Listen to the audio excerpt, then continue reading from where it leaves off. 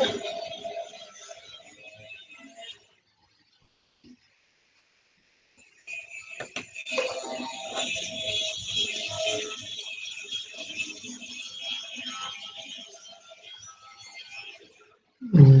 está.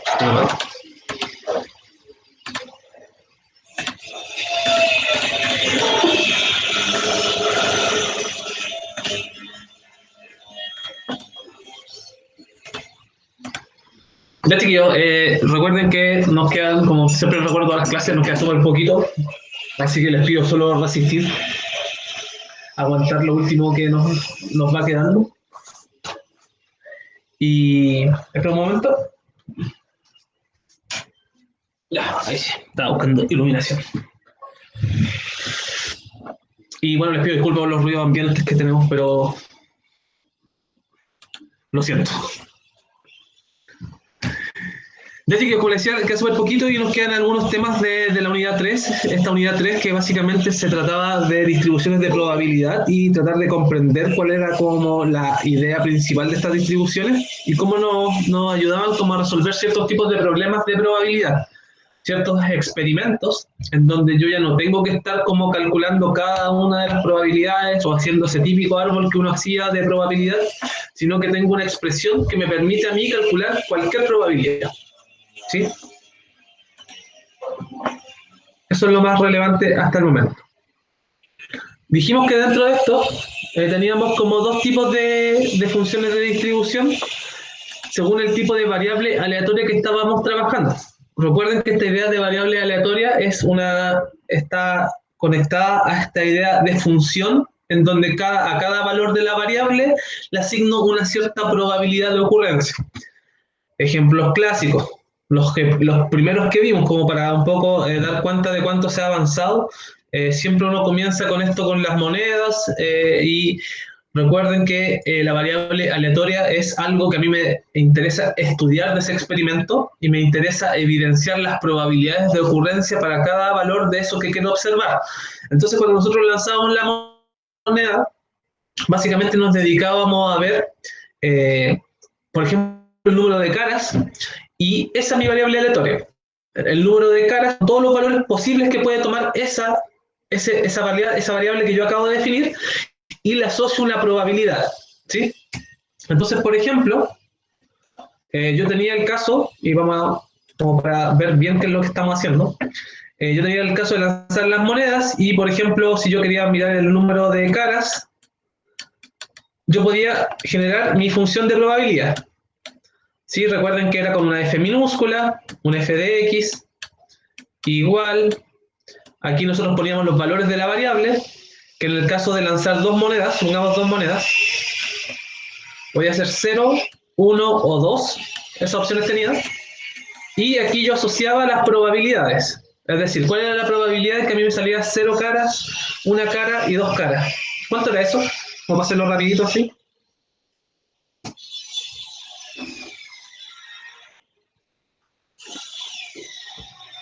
Uno. ¿Ah? 1. ¿La probabilidad es 1? ¿De que me salgan 0 caras? Entonces no sé. 0. 2. Ya, pues si estamos más avanzados que esto, deberíamos saber esto. Ya, ¿qué hacíamos si no sabíamos cuál era la probabilidad? ¿Qué podíamos construir? El árbol. El árbol, ¿sí? Y teníamos un cara sello, ahí teníamos la primera moneda, y después teníamos simulando la segunda moneda, cara sello, cara sello. ¿Sí? Y aquí yo buscaba, según las ramitas de este árbol, cuáles eran los casos favorables a lo que yo quería observar. Entonces, 0 caras, ¿qué significa? Básicamente obtener 2 sellos. ¿Sí? ¿Y cuál es la probabilidad de obtener 2 sellos? Recuerden que una moneda 0,505 de probabilidad cada lanzamiento. ¿Cuánto me quedaba esto?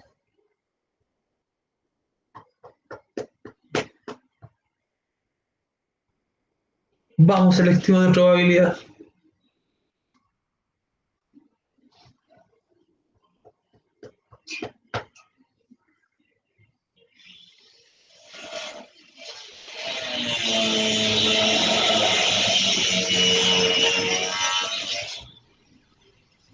¿Cuánto era?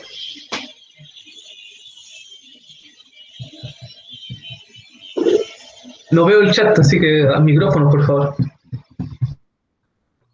Dijo O que alguien lea lo que escribió en el chat. 0,25, perfecto.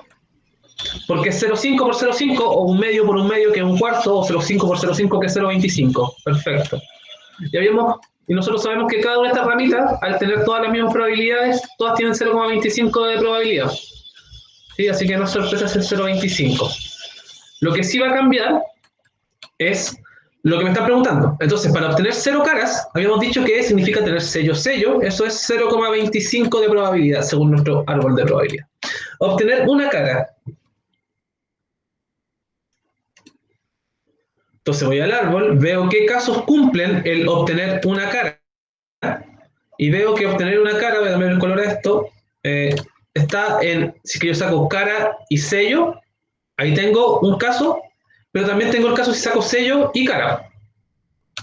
O sea, me doy cuenta de que acá en este caso yo obtengo 0,5 de probabilidad, que es lo mismo que un medio. ¿Y cuál es la probabilidad de obtener dos caras? Bueno, eso solo se cumple en el último caso, que es el que está acá arriba. Que me salga cara y cara, obviamente, y es 0,25. ¿Sí? Luego, nosotros con esto construíamos la función de distribución o la función acumulada, que era la F mayúscula. ¿Y cuál era la diferencia con la F minúscula?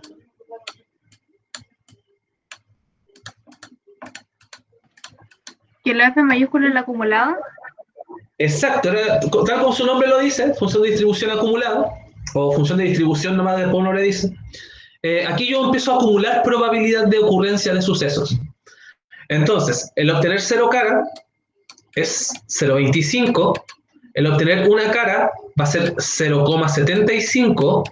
¿De dónde salió eso? El 0,5 más el 0,25, estoy acumulando. Lo que aquí yo estoy representando es cuál es la probabilidad de obtener una cara o menos. ¿Sí? Siempre está con esa idea, una cara o menos, 0 cara o menos, 2 caras o menos, siempre esa idea de menos. Y vamos a utilizar mucho esta idea porque la distribución normal, que es la que vamos a ver, estamos trabajando todo el rato con lo mismo. Así que ojo con esto. ¿Y cuál es el valor final? ¿Cuál es el último valor que siempre tiene que dar?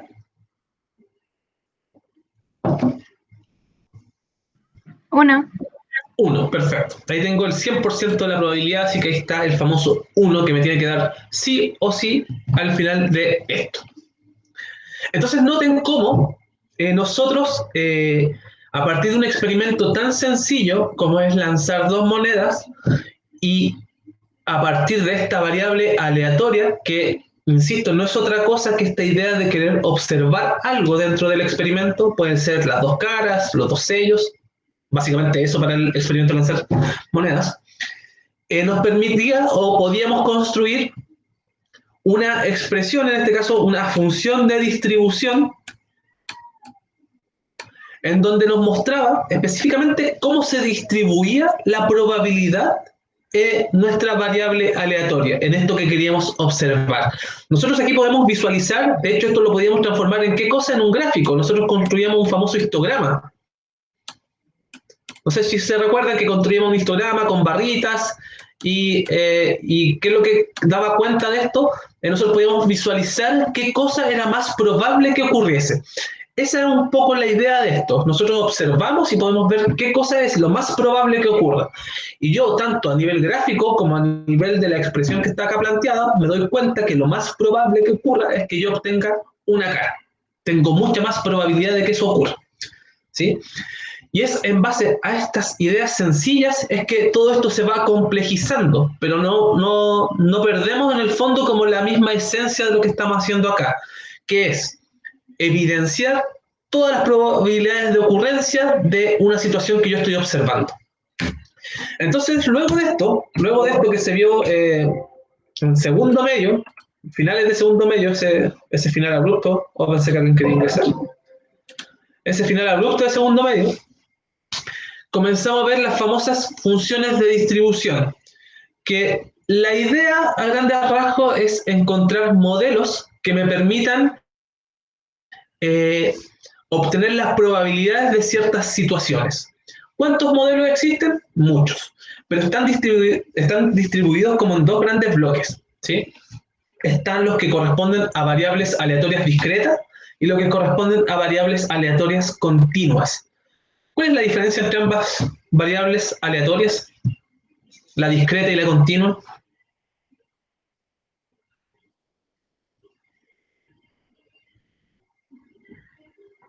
¿El observar el número de caras que me salen al lanzar una moneda, dos monedas, es discreto o continuo? La binomial, ¿por qué se decía que era discreta? ¿Ah?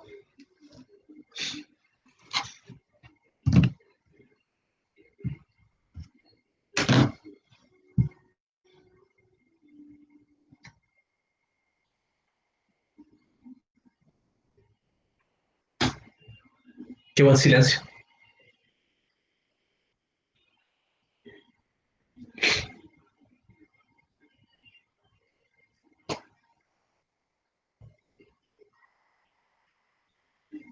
Ya, entonces, ¿cuál es la Según lo diferencia que entre...? tengo escrito, Ya, la discreta es como con números enteros y la continua es con decimales, una cosa así. ya, exacto. Básicamente, lo que vamos a, la forma de definirlo para nosotros, vamos a decir que la variable aleatoria discreta solo puede tomar, específicamente, ahora vamos a ser más específico para nuestro caso, para nuestra asignatura, va a tomar solo valores naturales.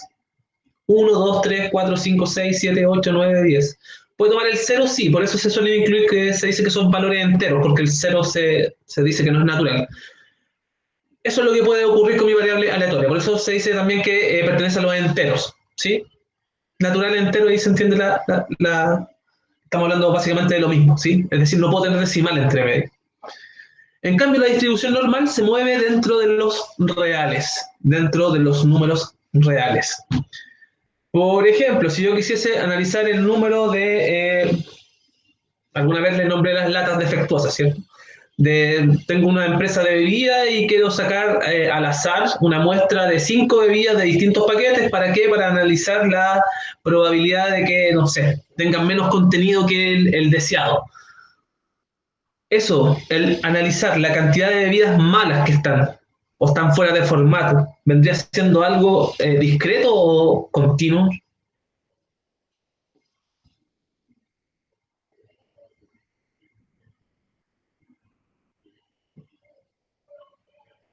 Recuerden, es cantidad de bebidas malas. Así, súper simple el ejemplo.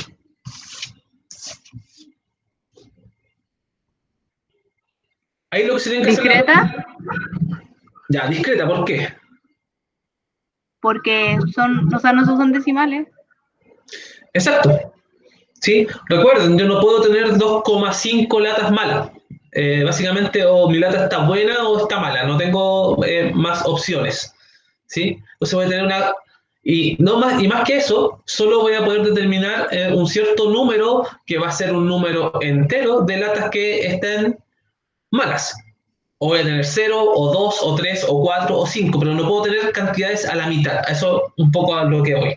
En cambio, existen otro tipo de situaciones que a mí me podría interesar analizar, en donde no me voy a estar moviendo entre los números enteros, sino que voy a tener que utilizar de alguna otra manera decimales.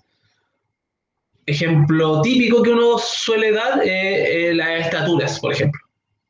Si uno analiza las estaturas de su curso, y yo quisiese saber, llega un estudiante nuevo como Fernando, cuál es la probabilidad de que Fernando esté por sobre la media. Ahí claramente, al estar trabajando con estaturas, yo no puedo estar trabajando con 1 metro, con 2 metros, ¿sí? Si es que esto lo vemos en metros como se suele ver, sino que tengo que utilizar de alguna otra forma los decimales, ¿sí? Entonces ahí no sé cuánto me dirá cuál será el promedio, pero claramente está en decimal, no sé, 1,63 metros. Entonces, a eso es lo que se refiere uno cuando trabaja con distribuciones que son discretas o continuas. De hecho, la definición está acá, voy a saltar un poco. Dice que una variable aleatoria continua, a diferencia de una discreta, es una variable que dentro del intervalo puede tomar cualquier número real y su recorrido es un intervalo de los números reales.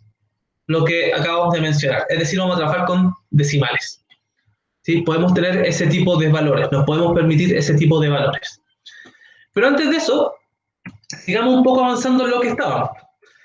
Recuerden, estábamos generando estos pequeños modelos de pequeños experimentos, definiendo las variables aleatorias de manera simple, y luego observamos que en la medida que yo iba repitiendo ciertos procesos, esto se iba complejizando mucho. Por ejemplo, no es lo mismo yo lanzar 2 monedas y analizar cuáles son las probabilidades que lanzar 10 monedas. Ya sabemos que esto hace que mi árbol de partida crezca de manera gigantesca y se hace súper difícil de aplicar este mismo método. Por eso estos pequeños ejemplos de un comienzo siempre son como cosas más sencillas de realizar. Y al ser tan sencilla parecen un poco como fuera de la realidad, porque ¿quién se pone a determinar la probabilidad de monedas? Nadie. ¿Quién se pone a determinar la probabilidad de los dados? Nadie tampoco. Pero de a poco, como les dije, esto nos da como un impulso para conocer la primera distribución que nosotros vimos, que es la famosa distribución binomial, que en el fondo toma estos procesos de Bernoulli y me permite a mí obtener probabilidades. ¿Qué me permitía esta función de distribución binomial? Me permitía calcular la probabilidad sin tener que necesariamente diseñar este tremendo árbol de probabilidad. Entonces es una herramienta tremenda, porque ahora yo puedo lanzar la moneda 100 veces y aún así calcular la probabilidad de una manera sencilla, solo aplicando el modelo binomial. Puedo hacerme preguntas en cualquier cosa que en este caso, recuerden que las condiciones eran que tuviera que ser dicotómica, solo 2 opciones, no tenía más, o sea, solo necesitaba que cumpliese con una serie de condiciones para yo poder aplicar esto, pero fuera de eso era simplemente aplicar el modelo y reemplazar, siempre y cuando uno conozca con ciertos parámetros como era la probabilidad de éxito, ahí uno conoce de inmediato la probabilidad de fracaso y la cantidad de veces que uno quería repetir este experimento. Pero a lo que voy es que estos mismos ejemplos se fueron complejizando y nos dimos cuenta que existía un modelo que me permitía a mí describir ese experimento. Y con eso calcular la probabilidad de que ocurriese alguna de las cosas que yo quería estudiar. Aquí tenemos la famosa función de binomial, el famoso modelo binomial que está ahí, que ya sé que lo conocen, sé que entienden esa simbología de combinatoria. Y aquí tenemos diferentes gráficos porque me interesaba hacer hincapié en algo que teníamos pendiente, que era el valor esperado y la desviación estándar. ¿De qué nos hablaba la desviación estándar cuando la estudiamos en algún momento? ¿Cómo yo la interpretaba así de manera súper sencilla? ¿Cuál era la idea detrás de la desviación estándar? ¿Qué significa que uno tenga menor desviación estándar y otro tenga mayor desviación estándar? De los gráficos que están ahí, ¿cuál creen que tiene mayor desviación estándar y cuál tiene la menor?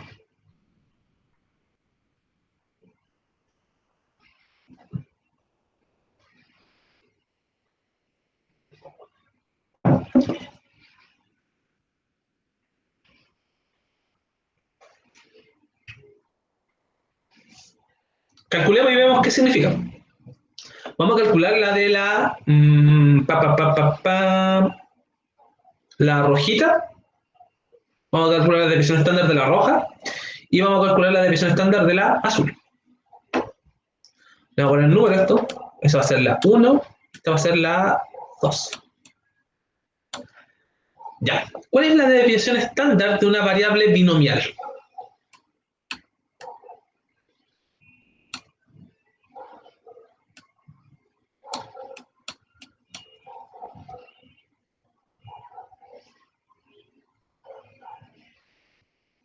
¿Cuál es la fórmula? ¿Cuál es la expresión?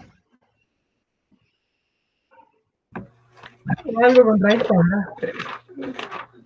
Ya. Primera pista, raíz cuadrada. Tal como raíz cuadrada de qué? Es al cuadrado, una cosa así, ¿no? A ver, ¿cómo fue la raíz cuadrada de? ¿Es al cuadrado o no?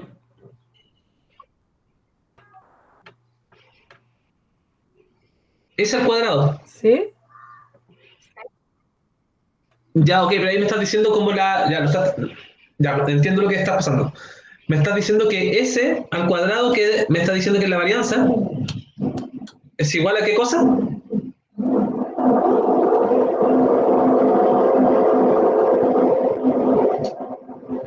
Da la raíz de S al Ya. cuadrado.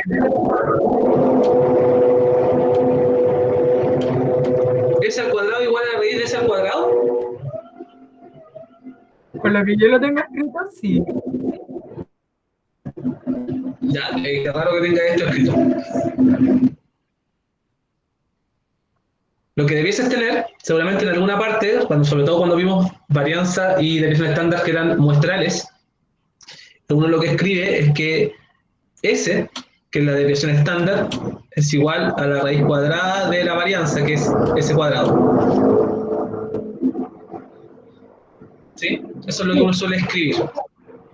Ujú. En el fondo, para denotar esta relación entre varianza y la desviación estándar, que es la raíz cuadrada de la varianza. Recuerden que para el caso de la binomial vamos a ocupar la letra ρ para hablar de la desviación estándar y vamos a decir que esto es igual a n por p por q. Porque recuerden que la varianza era np por q, así que la desviación estándar es la raíz cuadrada de esa operación. Entonces, para el caso 1, ¿cuánto me va a quedar esta desviación estándar? Va a ser la raíz de ¿qué cosa? ¿Cuánto vale n?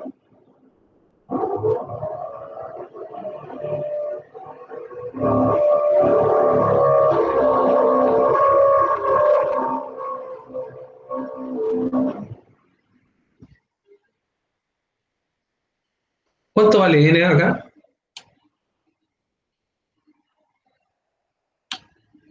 20. 20. ¿Cuánto vale p? Ahí está dado p. Uno siempre escribe aquí como binomial, escribe la cantidad de veces y la probabilidad de éxito. Esa es como la notación. Les pido disculpas si es que alguna vez si es que no habíamos visto esta notación, pero ahora la vemos. Entonces sería Entonces, 0,5. exacto, P vale 0,5. ¿Y cuánto vale Q? Recuerden que Q se puede deducir.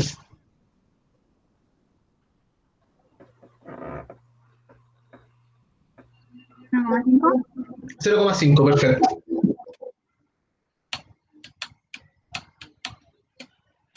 Ya, ¿y esto cuánto nos da?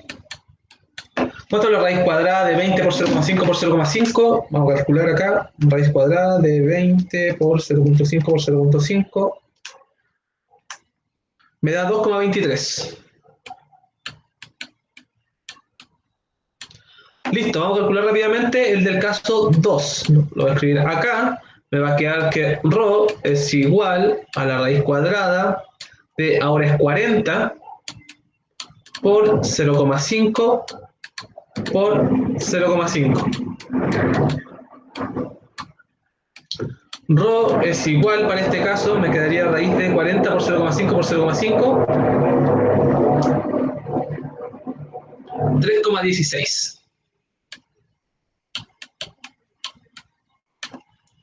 Claramente la desviación estándar es menor en el caso de la curva azul, que es esta que está acá, y es mayor en el caso de la curva roja. ¿Qué significa a nivel de gráfico eso? Como un poco para ver qué significa la desviación estándar.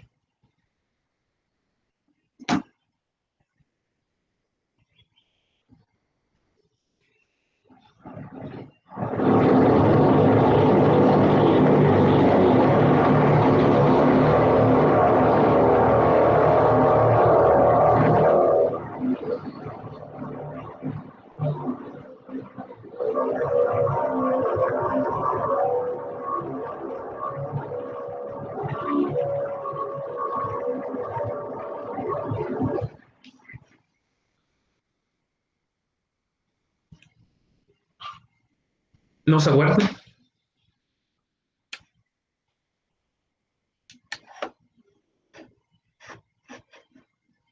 Porque una es menor y la otra es mayor.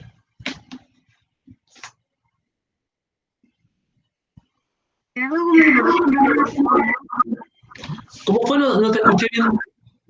Que si estaban agrupados como respecto a la media, algo así, ¿no? Exacto, eso es. Recuerden que es una medida de dispersión, esta desviación estándar, y nos habla básicamente de qué tan agrupados están la mayoría de los datos en torno a un valor central, que en su momento conocimos como media, ahora conocemos como valor esperado al hablar de funciones de distribución. ¿Y qué es el valor esperado? Es tal como dice su nombre, el valor que yo debiese esperar que ocurriese con mayor probabilidad. Por ejemplo, si volvemos acá al caso inicial, ¿cuál es el valor esperado de esta función de distribución? ¿Cuál es la cantidad de caras que yo debiese esperar que van a salir?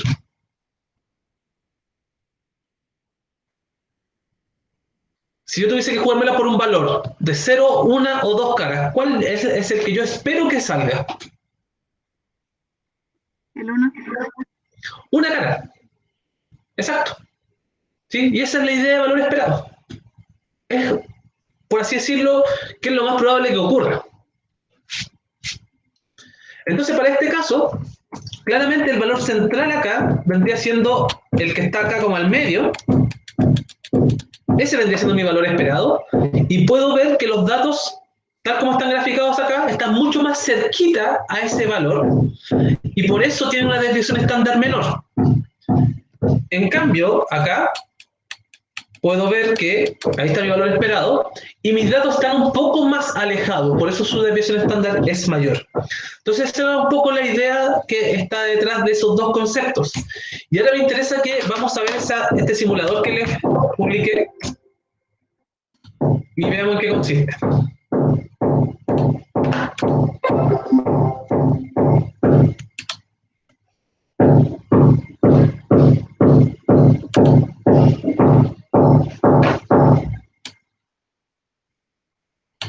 Ya, aquí tienen una aplicación de GeoGebra en donde tienen básicamente distintas distribuciones. Acá uno acá abajo puede como cambiar cuál es la que quiere ver. Se dan cuenta, hay muchas. Student, chi cuadrado, distribución F, exponencial, Cauchy, gamma, logística, Pascal, Poisson, hipergeométrica, etc. Esto es lo que yo alguna vez les mencioné que son todos los distintos tipos de modelos dependiendo del problema que tengan. Voy a tener problemas que corresponden a la distribución binomial, ya vimos cuáles son sus características, pero tengo tal vez otras situaciones que no pertenecen a la binomial y van a pertenecer a la hipergeométrica y así. Pero nosotros solo nos vamos a quedar con dos modelos. Queremos estudiar dos tipos de situaciones, la binomial que ya estudiamos y la normal que es la que queremos estudiar ahora. Pero si vamos a la binomial acá, listo, aquí ya está listo esto, y aquí yo puedo cambiar los parámetros. Por ejemplo, simulemos que vamos a lanzar 10 veces una moneda. Ahí tengo 10 veces una moneda, y la probabilidad de ocurrencia de mi moneda, recuerden que es 0.5, y acá está simulado todos los lanzamientos. Acá tengo las probabilidades de ocurrencia de cada una de las cosas. Entonces, si se dan cuenta, es súper sencillo porque aquí ya me calculo todo. Y aquí tengo la misma función de distribución que tenía en el ejemplo del comienzo. Solo que nosotros recuerden que nosotros en las preguntas, por ejemplo, nos podíamos plantear cuál era la probabilidad de que una persona le salieran 5 veces caras.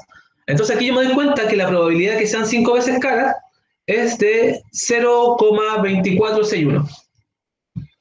Si yo quiero que salgan 6 caras, acá 0,2051, etc. Y si se dan cuenta, el valor principal, tal como se muestra acá, es el valor de 5 caras, que coincide con el valor esperado de esta función de distribución. Simulemos otra cosa. Supongamos que estamos contestando una pregunta de un ítem de selección múltiple de 30 preguntas. Estamos respondiendo 30 preguntas y cuál es la probabilidad de que le achunte sin haber estudiado al tener 4 alternativas A, B, C, D es de 0,25. Esa es la probabilidad de éxito. Acá 0,25. Vamos. Y aquí tenemos todas las probabilidades que tenemos. Acá hasta al lado. Noten que a partir de la probabilidad ya, o sea, del número 18, esto pasa a ser casi cero. Y aquí esta aplicación nos muestra que es cero. O sea, de aquí en adelante ya pasa a ser casi un evento imposible el tener tantas preguntas buenas. Sobre 18. De hecho, yo diría que ya sobre 10, si se dan cuenta, es 0,09. etcétera. ¿Y qué es lo que podemos ver acá? Es que yo puedo empezar a jugar con esto y empezar a sumar probabilidades. De hecho, acá abajo este simulador lo que está haciendo es me está sumando probabilidades. ¿Qué significaría esto? Por ejemplo, si es que yo dejo ahí acá tengo unos botones que me permiten ir moviendo esto. Sería, ¿cuál es la probabilidad de obtener entre 4 y 10 preguntas buenas?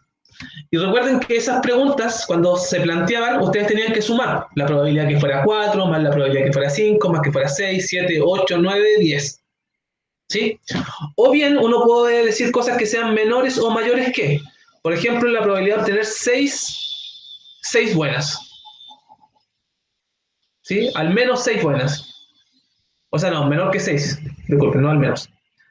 Entonces aquí yo puedo calcular de que la probabilidad de obtener 6 o menos preguntas correctas es de 0,34, un 34%. Y así puedo mover esto, calcular la probabilidad de obtener los distintos valores que estamos calculando acá. Y como va acumulando probabilidad, recuerden que al final va a sumar 1. Estos, disculpen, son incorrectos. Claro, hay que tener la probabilidad, no sé, pues ya aquí ya en 18, como les decía, ya está acumulada toda la probabilidad.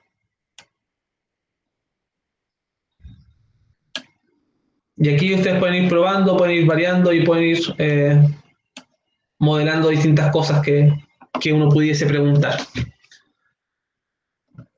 Y aquí, obviamente, acá arriba, por si acaso, se está calculando la varianza y la desviación estándar. Simulemos el lanzamiento de 2 monedas. Experimento, lanzar 2 monedas donde cada moneda vale 0,5. Valor esperado, ese mu que está ahí. Habíamos dicho que era 1. Tiene todo el sentido del mundo que sea 1. ¿Sí? Es lo que yo espero que me salga. Noten que abajo está graduado y hay decimales, pero aquí yo no me puedo mover entre los decimales. Fíjense que paso del 1, paso directo al 2 o paso directo al 0. ¿Por qué ocurre eso? Porque estamos trabajando con valores discretos. Así que esta aplicación lo sabe. Y vean acá que tenemos la misma función de distribución que habíamos calculado. Para 0 caras, 0,25 para una cara, 0,5 para 2 caras, 0,25, etc. Otra cosa es que yo puedo aquí preguntar, como ustedes saben, por valores particulares. Aquí puedo yo determinar cuál es la probabilidad de obtener 2 caras, 0,25 puntualmente. O la probabilidad de obtener 0, 1 o 2 caras. Claramente es 1 porque tengo todas las opciones. ¿Sí? Todas las opciones, así que es un evento seguro. Y esto nos permite hacer esta simulación. Ahora, ¿qué me interesa? Que dentro de esto veamos lo que es la normal. Y si me voy a la normal, me encuentro con esta figura. Esta figura, me voy a devolver un poco a la binomial, que no es lejana de lo que estábamos viendo acá. Este es un experimento que lo repito 20 veces. ¿Qué pasa si lo repito 200 veces? Miren esta curva, miren este diseño de esta situación. ¿Qué pasa si lo repito 400 veces? Miren esa curva que se forma. Esta curva obviamente tiene mucho sentido porque los valores extremos son menos probables de obtener que los valores centrales. Por ejemplo, cuando uno lanza dados, ¿cuáles son los valores menos probables de obtener? Si es que yo juego un juego con 2 dados, al lanzar 2 dados, ¿cuáles son los valores menos probables?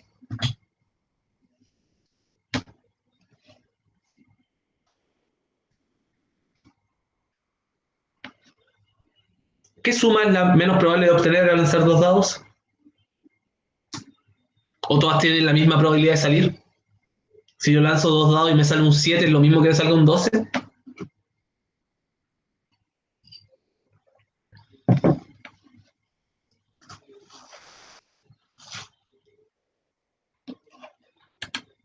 ¿Han jugado Catán? ¿Ah? ¿Sí han jugado Catán? ¿Se han dado cuenta que en el tablero de Catán hay unos números que están marcados con rojo?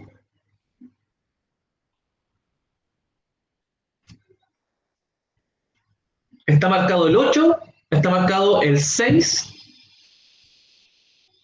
y eso básicamente, el 8 y el 6. O no me acuerdo si está marcado, sí, el 8 y el 6.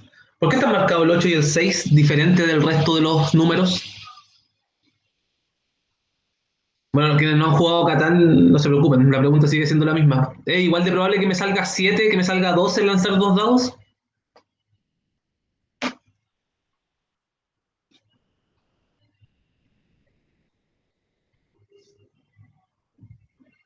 Es que si están marcados, deberían ser más probables esos números. ¿Cómo? Si están marcados, deberían ser más probables esos números. Ya, pero ¿debería o es? No sé, pues debería. No sé. No te convence. No. Ya. O sea, ¿no te convence que tal vez el 7 sea más probable que el 12 al lanzar los dados? Sí, no me convence. ¿No te convence? Ya, te hago una pregunta. ¿Cuántas combinaciones de dados posibles tienes para que te salga 7 y cuántas combinaciones posibles de dados tienes para que te salga 12?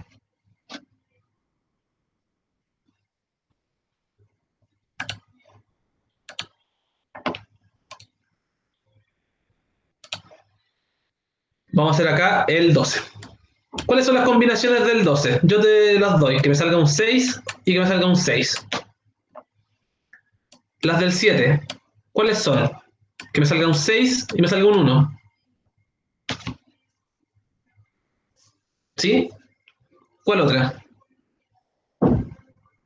Que me salga un 1 y que me salga un 6. 4 y 3. Que me salga un 3 y un 4. Que me salga un 4, un 3. Que me salga un 5, un 2. Y etcétera. Si te das cuenta, ya aquí a simple vista hemos visto que el 7 tiene muchas más posibilidades distintas de combinaciones que el 12. Por eso el 12 es menos probable que salga que el 7 en este caso. Y lo mismo, el 12 también tiene menos probabilidades que un 6, que un 5, que un 4. Pero tiene igual de probabilidades, tiene la misma cantidad de probabilidades que el 2.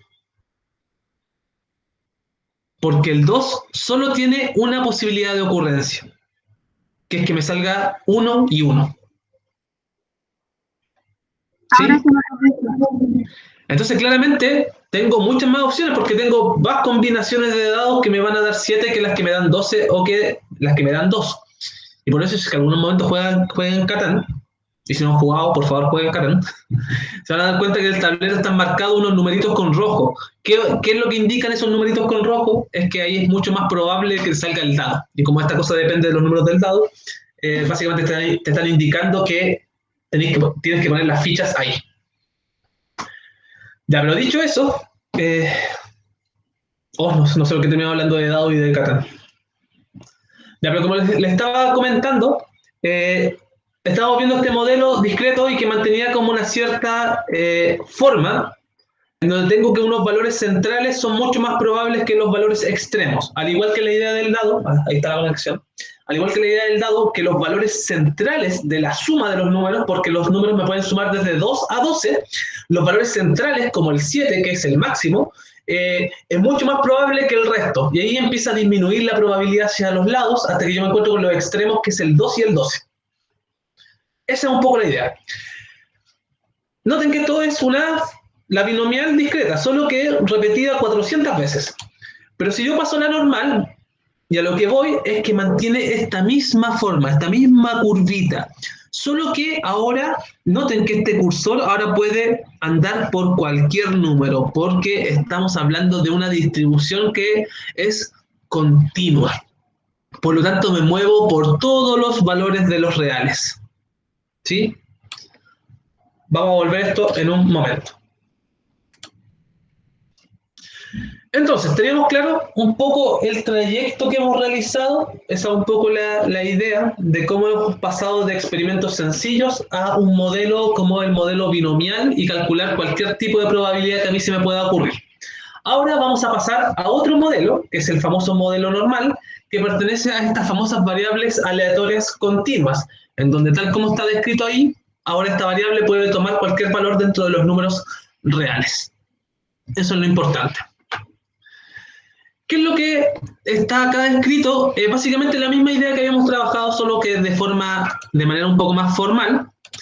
y para ponerle nombre a esto, porque vamos a estar trabajando constantemente con esto, se denomina función de distribución, que es la famosa función de distribución acumulada que habíamos mencionado en un comienzo, de una variable aleatoria continua, como f de x, a la función que da la probabilidad acumulada hasta un determinado valor x. Y esta es la notación que vamos a comenzar a utilizar. F de x es lo mismo que escribir la probabilidad de que x sea menor que cierto valor. Recuerden que esto significa cuál es la probabilidad de que el valor de la variable sea menor que un cierto valor determinado. Era la misma notación que utilizábamos un poco con la distribución binomial, solo que en la binomial nosotros hacíamos lo siguiente, decíamos cuál es la probabilidad de que el valor de la variable sea igual a un número k. Acá nosotros utilizábamos el igual. Ahora vamos a utilizar el menor que. ¿Por qué no vamos a utilizar el igual? Porque vamos a llegar a la conclusión de que no es posible calcular una probabilidad puntual en las variables aleatorias continuas. Y vamos a entender por qué yo no puedo hacer eso. Pero en la discreta yo podía obtener el valor puntual. Quiero saber cuál es la probabilidad de que me salgan 2 caras. Puntual, 2 caras. Y después yo voy a obtener que me saliera 1 cara. 0 caras. Y si yo quería hacer que fuera menos de 2, tenía que empezar a sumar todas estas cosas que eran puntuales. Ahora, en la continua, yo siempre voy a sumar un acumulado. Es decir, esta función me va a dar cuál es la probabilidad de que sea menor que dicho valor que yo estoy estudiando. Así que hay un pequeño cambio que hay que tener en cuenta. Acá tenemos un esquema en donde se ve una distribución de probabilidad de un cierto experimento X, da lo mismo. Lo que nos interesa es observar lo siguiente. ¿Recuerdan cómo cuando realizamos el experimento binomial con 400 veces y uno veía que se formaba como una especie de curva? Ya, en las funciones de distribuciones normales vamos a trabajar con estas famosas curvas que tienen un nombre que se llaman campanas de Gauss, en donde me ayuda a mí a visualizar cómo se distribuye la probabilidad, al igual como lo hacía la binomial. Pero ahora esto no van a ser una suma de rectangulitos, como el caso anterior, sino que va a ser una curva continua. Es decir, no va a ser una sucesión de pilares, como habíamos visto anteriormente, no es un histograma, a eso es lo que voy. Sino que va a ser una curva continua, en donde, ¿qué es lo que voy a visualizar? Las probabilidades de ocurrencia de cada tipo de suceso. Entonces, para este caso, aquí tenemos una variable aleatoria que va desde el 2 al 8, y aquí tenemos como ciertas probabilidades. Como se dan cuenta, aquí tenemos una probabilidad de 0,6. ¿Y de qué depende eso? Del área que queda encerrada entre esos valores. ¿Sí? Aquí claramente tengo la mayor porción de área, por lo tanto tengo la mayor probabilidad de ocurrencia, va a ocurrir entre 5 y 7. En cambio, entre 7 y 8, si se dan cuenta, tengo solo esa pequeña área, por eso corresponde a un 0,1. Y acá tengo un poco más que en el caso anterior, pero menos que en el caso central, por lo tanto es 0,3. Entonces nosotros vamos a estar trabajando con problemas que vamos a poder dibujar, vamos a poder de alguna u otra manera dibujar estas famosas curvas, y nos va a interesar obtener cuál es el área bajo esas curvas, porque así yo voy a obtener la probabilidad de que algo ocurra. Entonces aquí hay como algunas interpretaciones. El 30% de los datos es menor o igual que 5, claramente aquí está demostrado. El 60% de los datos está entre 5 o 7, ahí está con la notación que vamos a empezar a utilizar. Y el 10% de los datos es mayor o igual que 7, o sea que la probabilidad de que el valor de la variable sea mayor que 7 es igual a 0,1. ¿Sí? Este es solo un ejemplo, este gráfico se construyó un poco al azar, pero la idea es entender esto de que vamos a estar calculando áreas de estas curvas, como se llama una campana de Gauss. Listo, ahí está la famosa distribución normal. Recuerden que estos son modelos. Esta famosa distribución normal tiene la siguiente forma. 1 partido, esto es varianza por la raíz de 2pi por e menos un medio, o sea, elevado a menos un medio por, eso es la media, ahí está, este es el valor de la variable x, este mu es la media, partido de la desviación estándar, todo esto es cuadrado. ¿Sí? Esta es una fórmula horrible, Pero nosotros no vamos a utilizar esta fórmula, por si acaso. Porque existe algo que se llama estandarización de esta variable aleatoria y es lo que vamos a llegar a ver y nos vamos a dar cuenta que trabajar con esto es súper sencillo. Más sencillo de lo que parece acá. Pero esta es la famosa distribución normal. Este es el modelo para obtener cualquier probabilidad que a mí se me ocurra. Así como existía el modelo binomial, aquí está el modelo normal. Y uno se da cuenta que utiliza unas cosas súper raras y suele ser como súper complejo de comprender y sobre todo tratar de entender desde dónde sale esto, cosa que no vamos a ver acá, no nos interesa. Solo nos interesa aplicar el modelo. ¿Qué es lo que dice acá? Una distribución se dice normal con media muy, desviación típica ρ, si su función de densidad es esto que está acá. Así como nosotros teníamos la función binomial, este es el modelo normal, como les decía. Y cada situación que sea modelada con una distribución normal va a cumplir una serie de características, como por ejemplo la que está acá. ¿Qué es lo que muestra este gráfico? Este gráfico muestra el cómo se distribuye la probabilidad dentro de una distribución que se dice normal. Es decir, vamos a tener algún problema, alguna situación que se va a distribuir de manera normal. Aquí no vamos a estar preocupados de cuáles son las condiciones y ese tipo de cosas, sino que de inmediato vamos a saber que esta cosa se distribuye de manera normal. Cualquier ejemplo. Y de inmediato en nuestra cabeza tiene que venir este dibujo. Porque si se distribuye normal, su probabilidad tiene esta forma. Es decir, que los valores centrales van a ser los más probables y esto cada vez va a ir siendo menos probable. Creo que se me corrió un poco el dibujo. Ahí está. ¿Qué es lo que muestra este esquema que está acá abajo? Algo súper importante que tiene que ver con una propiedad de la distribución normal, y la primera propiedad es que esta cosa es simétrica.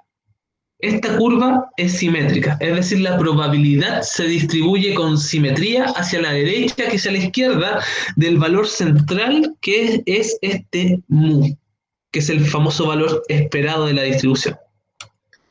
¿Sí? ¿Y qué es lo que está marcado acá? Las probabilidades de ocurrencia según a medida que me voy alejando de este valor central en cierto número de cantidad de desviaciones estándar. ¿A qué me refiero? Acá yo me alejé del valor central, una desviación estándar, acá me alejé 2 desviaciones estándar y acá me alejé 3 desviaciones estándar. ¿Y qué nos muestra esto? Que, por ejemplo, la probabilidad acumulada entre el valor central y una desviación estándar hacia ambos lados es la probabilidad acumulada de toda esta curva que está en celeste oscuro. Es de un 60, o sea, 30 serían 68.2%. Vamos a ver un ejemplo para que quede un poco más claro y vamos a volver a entender eso. Ahí están las propiedades, pero vamos a volver a eso cuando veamos esto. Ya, aquí tenemos un ejemplo. Aquí va a quedar todo mucho más claro. Dice, de un colegio mixto egresaron 210 hombres y 225 mujeres.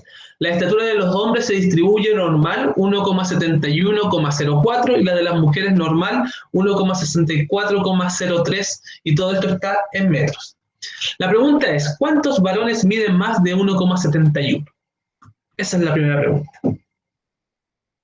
¿Cómo yo podría abordar una pregunta como esta? Luego se pregunta por las damas o las mujeres, y si selecciona una mujer al azar, ¿cuál es la probabilidad de que mida a lo más 1,67, etcétera? Como me están diciendo que se distribuye normal, ojo, notación, cuando uno dice que algo se distribuye normal, lo anota con la n de normal, y entre paréntesis, al igual como uno escribía binomial con la b, y entre paréntesis uno ponía el número de veces y la probabilidad de éxito, acá uno va a poner mu, y la desviación estándar, es decir, el valor esperado y la desviación estándar. Eso es lo que va acá. Entonces veamos el ejemplo. Me dicen, vamos a hacer primero el de los hombres. Me dicen que el valor esperado para el caso de los hombres es 1,71. Es decir, que ¿dónde se ubica acá? se va a ubicar justo al medio de esta curva. Es decir, el 1,71 está acá. ¿Qué quiere decir eso? O es que el 1,75.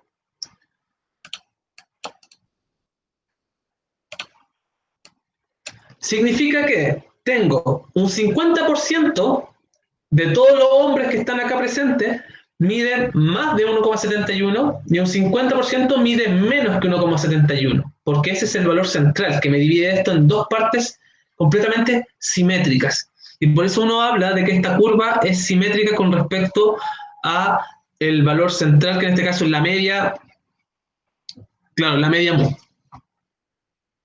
que es el valor promedio. Listo, ¿y qué es lo que más me dicen? Que la desviación estándar es 0,4. Y aquí están marcadas las desviaciones estándar.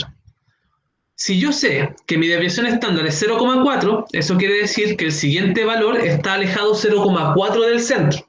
Por lo tanto, aquí sería 1,75.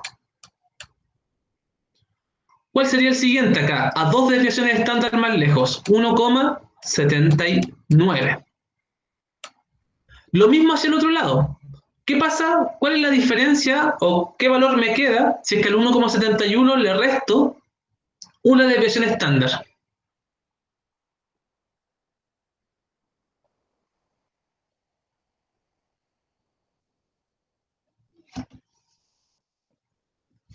¿Cuánto me quedaría acá? 1,69. 1,67. Porque es 0,4 la desviación estándar. Ah, ya. 1,67. Y si yo lo resto 0,4, aquí sería 1,63, etc. ¿Qué es lo que yo puedo, en el fondo, concluir luego de esto? Recuerden, tengo la media, el valor central, que es 1,71 para este colegio en el caso de los hombres, que sé que se distribuyen de forma normal, por eso tengo la curva de inmediato ya en mente. Sé que la desviación es 0,4. Es decir, puedo separar esta curva según desviaciones estándar. Y me doy cuenta de que el siguiente valor, o el valor alejado en una desviación estándar hacia la derecha, el siguiente vendría siendo 1,75, y el valor alejado en una desviación estándar hacia la izquierda vendría siendo 167. La teoría a mí me dice lo siguiente. Si es que yo me guío por esto que está acá, ¿qué podría concluir? Acá me dicen que el 68% de la población que se distribuye de manera normal está a una desviación estándar y menos una desviación estándar del valor central. Si yo aplico esta idea, podría con el 68% de los estudiantes que egresaron en esta población, ¿entre qué valores están? ¿Cómo se completaría esa frase? El 68% de los hombres egresados de este curso miden ¿entre qué valores está el 68% a nivel gráfico solamente?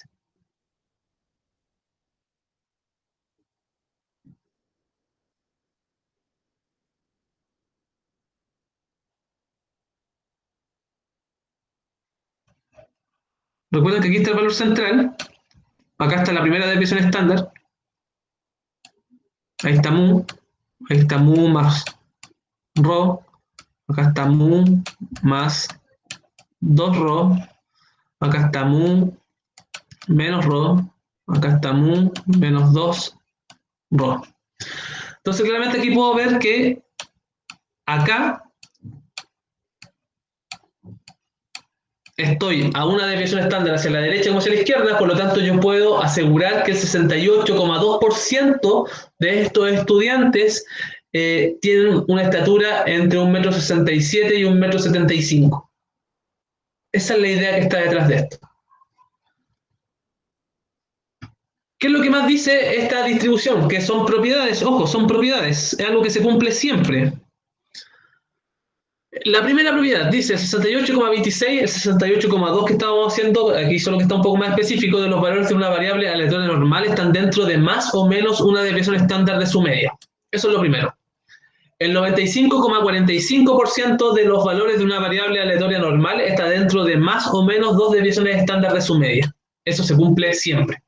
Y el 99, es decir, ya casi la totalidad de la población, de los valores de una variable aleatoria normal están dentro de más o menos 3 desviaciones estándar de su media. Eso hay que tenerlo súper claro porque son como propiedades de la función de distribución normal. Acá está especificada por rangos. ¿Qué es lo que me dice esta parte? Noten que entre 1 y 2 desviaciones estándar está el 13,6% de la población. Y como esto es simétrico, también se cumple hacia el otro lado. Si lo llevamos al ejemplo, ¿cuánto era? 13,6. El 13,6% de los estudiantes hombres de este establecimiento, ¿entre cuánto mide?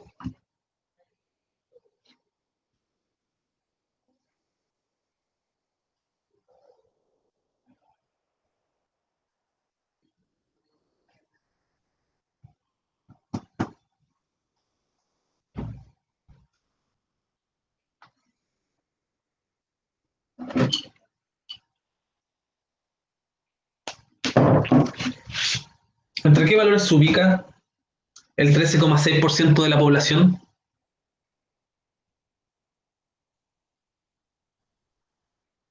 Recuerden que se ubica entre 1 y 2 desviaciones estándar, es decir, se ubica acá. Y acá también. Entonces es completamente válido decir que las personas que miden entre 1,63 y 1,67 son aproximadamente el 13%, y también son un 13% las personas que miden entre 1,75 y 1,79. ¿Sí? Respondámosla. Dice, ¿cuántos varones miden más que 1,71?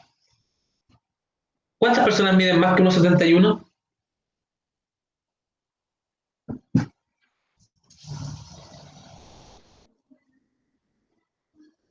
Eso se puede hacer solo mirando ese gráfico.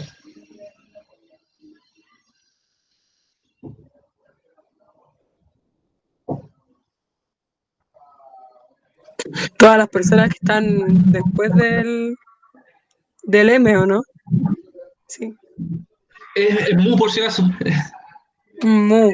Ya, exacto. ¿Cuánta población tengo de aquí para allá? ¿La mitad?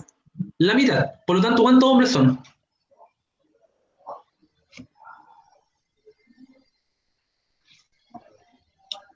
¿El 50%? ¿Ya? ¿Y cuántos hombres son si son 210? Porque aquí me preguntan cuántos varones miden más que.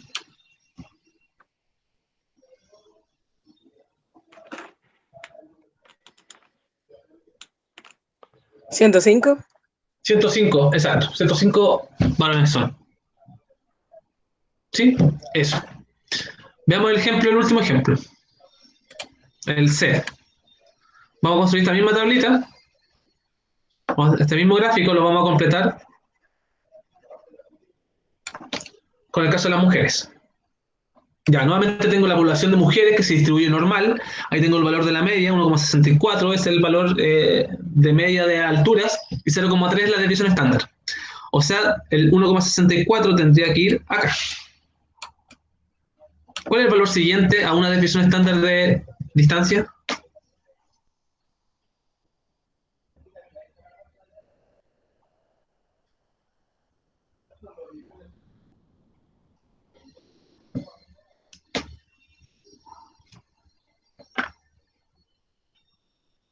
¿Qué valor tiene que ir acá? 1,68. 1,64 más 0,3. O sea, sería 1,67.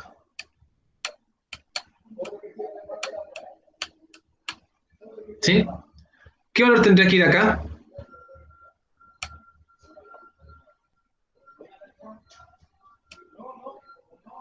1,61. Exacto, 1,61. Y así podría ir escribiendo el resto. Pero me preguntan, si se selecciona una mujer al azar, ¿cuál es la probabilidad de que mida a lo más 1,67? ¿Qué significa que mida a lo más 1,67? El máximo sea 1,67. O sea, lo podría escribir como la probabilidad de que X sea menor o igual que 1,67. ¿Sí? ¿Qué me están pidiendo calcular? ¿Qué área yo debiese calcular para obtener cuál es la probabilidad de que eso ocurra? Debiese calcular toda el área que está a la izquierda de ese punto. Es decir, tendría que tomar toda esta área. O no se ve sobre el verso. Debería tomar de aquí todo esto para allá.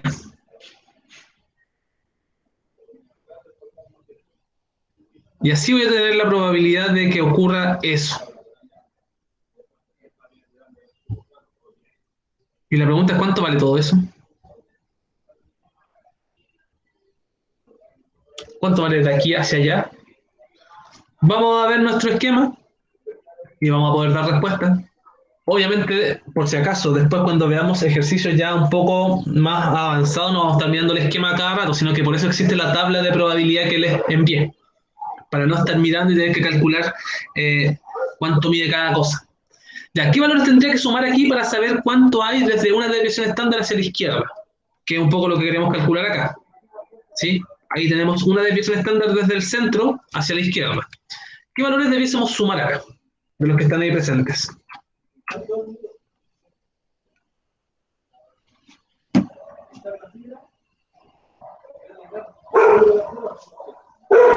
El 13,6. ¿Cuál? El 13,6. Ya, el 13,6, pero ya, notemos que aquí está la desviación estándar de aquí para allá. Esto es lo que a mí me interesa sumar.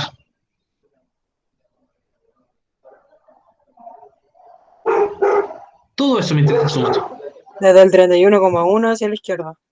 Exacto, 34,1 hacia la izquierda, todo eso. O sea, sería 34,1 más 34,1 más 13,6, que es el que está acá, más el 2,1 más el 0,1. Y eso me da 84% de probabilidad. Eso quiere decir que es altamente probable que una mujer dentro de la distribución, dentro de este problema, mida menos que 1,67. Y tiene todo el sentido del mundo, porque si uno ve cuáles son las que son mayores que 1,67, acá tenemos el 13,6% y acá tenemos un 2,1% y empieza a disminuir. O sea, es súper poco probable que una mujer mida más que eso, dadas las condiciones de este problema. Entonces, esa es un poco la idea de lo que nos vamos a dedicar a hacer. Vamos a tener problemas que se distribuyen de forma normal. Cuando yo tengo algo que se distribuye de forma normal, de inmediato pienso en este modelo, que es la famosa campana de Gauss, y que a mí me permite calcular probabilidades de ocurrencia, siempre entendiendo que toda la probabilidad se suele acumular en el centro, es decir, en torno a esta media o valor central, y que vamos a ver que la desviación estándar lo que cumple nos va a indicar qué tan alejados los datos están de este valor central, que es un poco la idea de esta medida de dispersión. ¿Qué es lo que vamos a ver más adelante? Aquí podemos seguir jugando con este tipo de cosas, pero lo vamos a dejar hasta aquí. ¿Qué vamos a seguir viendo más adelante? De que esta distribución normal se estandariza. ¿Y a qué se refiere con estandarizar? De que yo, cualquier distribución, cualquier problema, voy a poder, en el fondo, esta idea de trasladar mi gráfico al origen, porque noten que aquí en mi gráfico, acá por ejemplo en el caso de las mujeres, su valor central es 1,64, 1,61, 1,67. ¿Sí? La graduación está en el 1,64, ese es el valor central. ¿Qué pasa si yo este gráfico lo moviese, lo trasladase así de forma imaginaria? Lo estoy moviendo en el eje X y el origen lo pongo en el 0. Me voy a dar cuenta de que frente a cualquier problema yo voy a poder realizar eso, ese traslado, y voy a trabajar con una expresión que es mucho más sencilla, en donde mi normal,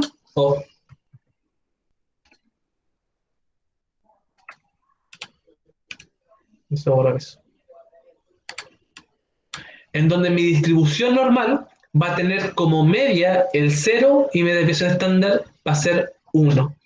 Siempre todo problema de distribución normal lo voy a poder abordar de esta manera, con media 0 y desviación estándar 1. ¿Cómo? Con esta idea que le acabo de mencionar, trasladando el gráfico al centro. Y aquí, si se dan cuenta, aquí está trasladado el gráfico. Ahora mu está en el 0. Una desviación estándar sería 0 más 1, 2, 3, menos 1, menos 2, menos 3, lo cual queda mucho más sencillo a la hora de trabajar estas situaciones. ¿Por qué? Porque esta distribución que está estandarizada tiene todas las probabilidades ya calculadas en esas tablas que les adjunté. Y la tabla específicamente va desde el menos 3,5 hasta el 3,5 positivo. Es decir, está toda la probabilidad de cualquier cosa que ocurra dentro de estos parámetros. Y de ahí el nombre estandarizado, porque ahora yo cualquier cosa puedo trabajar en metros, en centímetros, da lo mismo, solo estandarizo esto y trabajo con la tabla que ya tengo todas las probabilidades calculadas. Y ahí ya puedo ponerme a calcular cuál es la probabilidad de que ocurra, no sé, que sea menor que 1,5, menor que 2, etc. Y luego, ¿qué es lo que tiene que ocurrir? Es como una interpretación de esta transformación que yo realicé y doy respuesta al problema que tenga. ¿Cuáles son los tipos de problemas? Bueno, ahí se va a explicar el cambio de variable que hay que hacer, etc. Ahí está la tabla estándar, y como se dan cuenta en este caso, va desde el menos 3 hasta el 3. ¿Por qué? Porque está toda la probabilidad dentro de la distribución normal. ¿Sí? Acá tenemos. Está todo entre el menos 3 y el 3. Esto vamos más adelante, me interesa que veamos bueno, vamos a ver cómo buscar en la tabla, etcétera, etcétera. Y me interesa acá, por ejemplo. Estos son los tipos de problemas que uno resuelve. Dice, durante el transporte de arroz, la absorción de humedad produce un aumento de la masa de este, lo que provoca la ruptura del saco. Para evitarlo, una empresa realiza un estudio y determina que el saco actualmente utilizado solo resiste una masa máxima de 25,375 kilogramos antes de romperse. ¿Cuál es la probabilidad de que el saco se rompa? ¿Sí? Entonces, este tipo de ejemplos en donde vamos a tener que determinar cuál es la probabilidad de que estas cosas ocurran, dado un cierto valor esperado y una cierta varianza. O sea, desviación estándar, disculpe.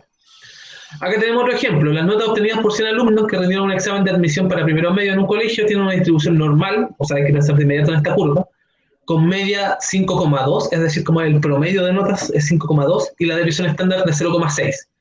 Y aquí nos pueden hacer preguntas de qué nota debe tener para que sea admitido o no. Pero noten que si uno compara ambos ejemplos, uno está trabajando con kilogramos y otro está trabajando con notas, ¿sí? Y aquí es donde está la gracia. Nosotros vamos a poder estandarizar esto y llevar este valor a nuestra función de distribución normal estandarizada y buscar la probabilidad con la tabla y luego esa probabilidad la interpretamos según el contexto. Acá vamos a poder estandarizar los kilogramos, llevarlos a la distribución normal estándar, calcular la probabilidad y luego responder esta situación dado el contexto. Entonces, es un poco lo que vamos a comenzar a hacer para que sepan. Sé que puede ser un poco confuso, pero ánimo y tranquilidad. Dios. Quedamos hasta acá.